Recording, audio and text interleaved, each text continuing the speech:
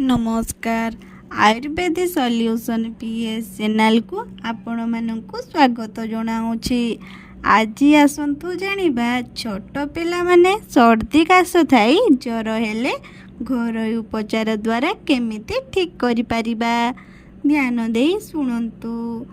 पुरुणा तेंतुली सेथिरे जेमिति लुण मरीच तेल मसला पड़ी नथिबो सेही तेंतुली 5 ग्राम सेथिरे सैंधव्य लवण 25 ग्राम और सामान्य टिकिए लंका मरीच पानी रे गलाई कनारे छाणी 1 मासर पिला को 10 टपा और बड़ पिला को 1 चामच दिन को 3 थर देबे।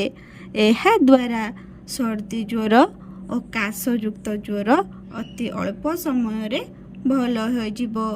एपरिकी निमोनिया ज्वर होइथिले एही औषध देबे एवं छाती रे अरख पत्र रे गुआ घिओ उषुम करी लगाइबे। देखिबे किछि समय भितरे भल हो जिवो। एही वीडियोटी भल लागितिले लाइक शेयर एवं सब्सक्राइब करिबा में भूलिबेनी। Thank you.